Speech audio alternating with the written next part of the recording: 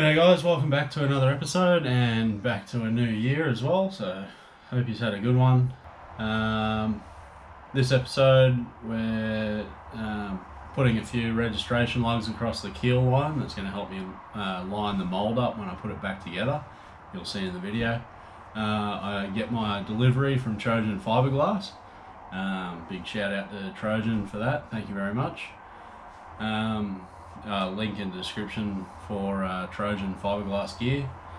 Cover a few screw holes, work on the warping on one of the sides, and yeah, just getting closer to putting the gel coat on.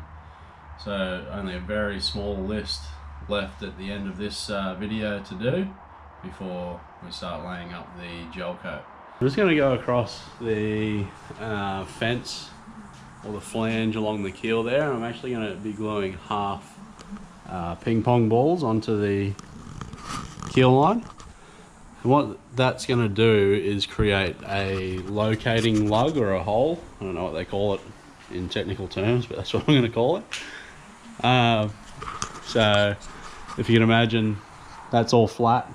We have a ping pong ball coming up out of here. It'll be all waxed up.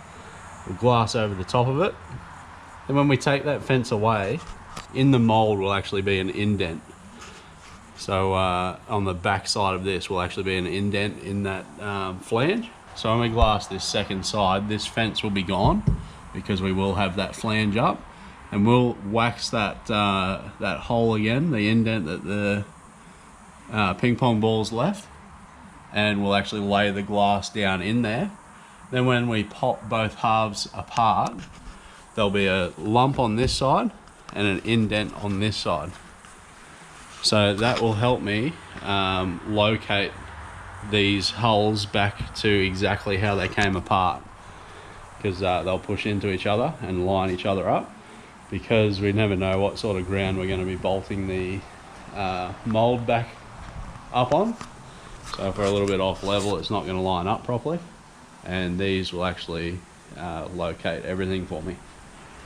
So yeah, we'll get those stuck on. We'll just glue them on with hot glue, and then just do a bit of a fillet around the outside of them with a bit of plasticine to stop any resin getting in behind them.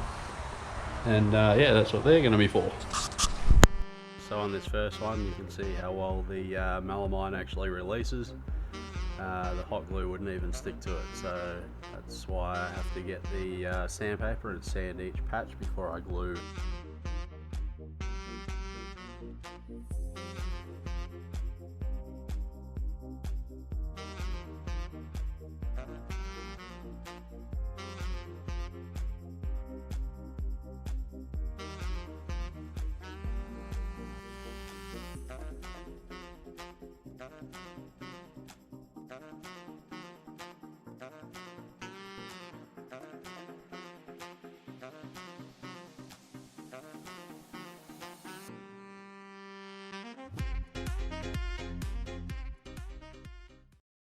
Hey guys, I'm tapping out, calling it a night.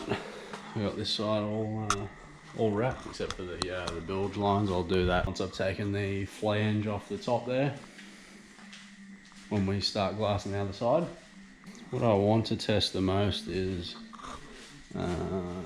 pushing out the warping. So it's a bit hard to see in here, but there is a bit of warping still going on. There's one there that you might be able to see. I just want to test pushing those out from behind. I really want to get rid of that one. That's the biggest one in the whole thing.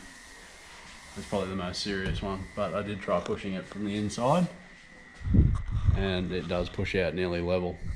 So it's just a matter of getting it stuck there. Alrighty guys, just got the call from Dad there. I got the stuff delivered out to his house. It's a bit easier to find his house. So yeah, it's there now. So we're gonna go pick it up and bring it out to the build. And yeah, we just have to get this list done, and we can start using that fiberglassing gear.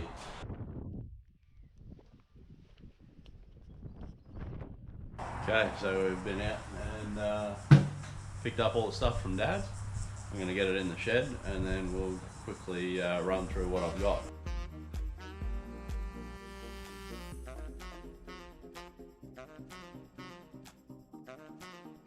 Alrighty guys, so here we go. This isn't all of it, but this is what I'm demonstrating with.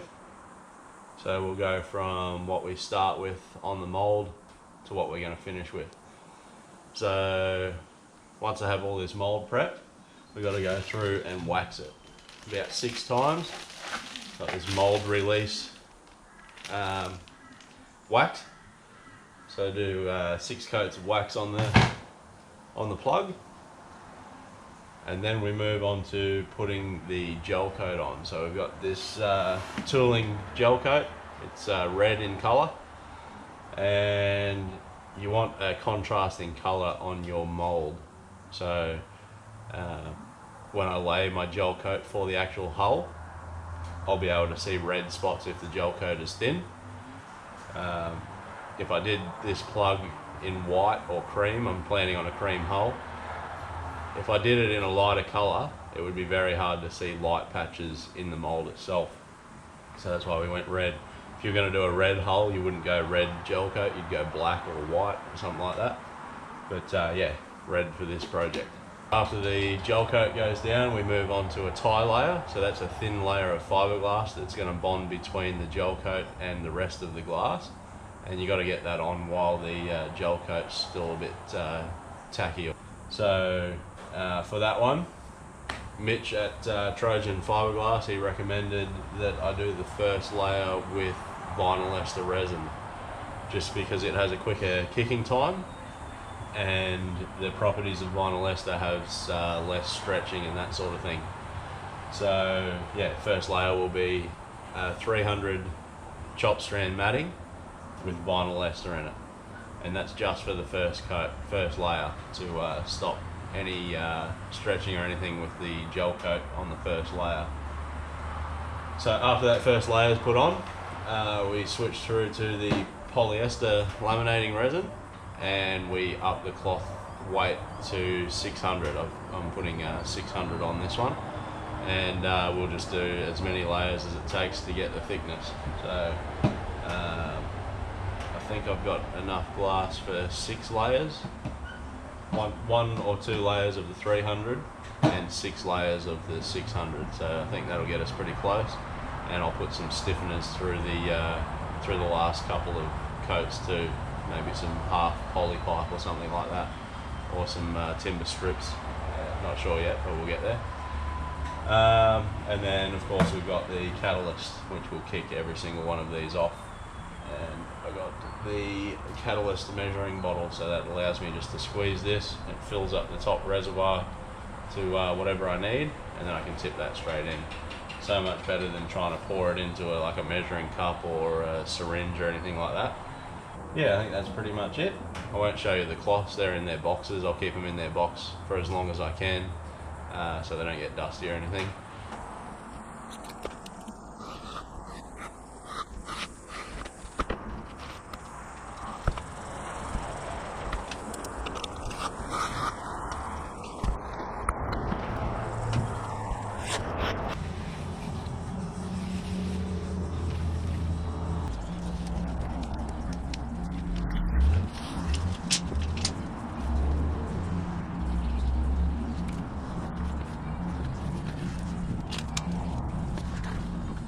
Okay, so it's a fair bit over 26 degrees now. It is 35 degrees in the shed here, and most of the warps have heated out. There's still a little bit down at the line. The difference between that side and this side is that it is actually screwed to these battens on either side of these joins. So what I'm thinking about doing is getting a multi-tool and cutting down through there and cutting the screws off so they flex out to where they want to go. So I got this cheap XU1 multi-tool, so we'll see how long that lasts. This is like the cheap of the cheap. I think this is like 25 bucks, but it's a good bit. It's one of the expensive bits, so hopefully that helps it out a bit. But yeah, we'll see how long it takes for me to wreck this. Okay, so I think it's actually working. All I've done is cut the joins on these ones, and it's actually worked out a whooping the board that was here. So that's gone now. And even down the bottom of this, it's pretty straight. So I'll just do the other two. Well, I'll do this one and come out and check again. But yeah, I think it's working. Last night I was doing a bit of work inside the plug. As you can see, it's still a bit warped there on the middle one and from the end. But these two first ones are pretty good. So what I did is made this sort of ladder-like construction on the back side just to put a bit of pressure on the melamine to pack it out. So that's not that flash. I've been using a bit of scrap, so I went into the warehouse this morning and picked up some more timber. So I'm actually going to do the exact same thing but with fresh timber. Alrighty guys, put all these supports in down low. Didn't really have the desired effect. It did take a lot of it out, but there's still a fair bit in it. But yeah, I've just sort of decided just to leave it as it is. It's just a bit too hard working on a surface that's so unstable. So I'm thinking I'll just have to bite the bullet and just work on the mold. There's no point in keep trying to adjust these, because I adjust it a little bit, it'll go too far and cause a warp somewhere else, that sort of thing. At least if I'm working on the mold itself, if there's a dent there and I fill it, that's it, it's done. So yeah, it's just one of those things that we're learning along the way. Yeah. Again guys, I know that this isn't ideal, like it is a mistake that I've made, and now I'm dealing with it now. But again, it's none of your guys' problem. It's my problem. So yeah, I just have to work through it and work it all out. But we'll get there. I'm pretty confident that we'll get there and get the mold pretty close to perfect. And if not off the plug, then it'll just be a bit of filling work later. Which the plan was to try and avoid that. That's why I'm doing it this way, but it's alright. It's going to be something that just has to be done. Alrighty guys, we'll leave that episode there. So only a very small list to get done before I start laying up the gel coat. So I'm guessing in the next video I'm going to be putting gel coat down. I realise that this isn't the ideal situation to be in with all the warping and that sort of thing. I got it as best as I could. It's just getting too tedious, like I said in the video, pushing different warps into different places. I'm just going to fix it in the mold. I know that's not ideal, but yeah, like I said in the video as well, that's not your guys' problem, that's mine. And yeah, I'll just keep filming through all the problems. I'll show you how I'm going to fix it. So yeah, I'll leave it at that, and I'll catch you on the next one. See you later.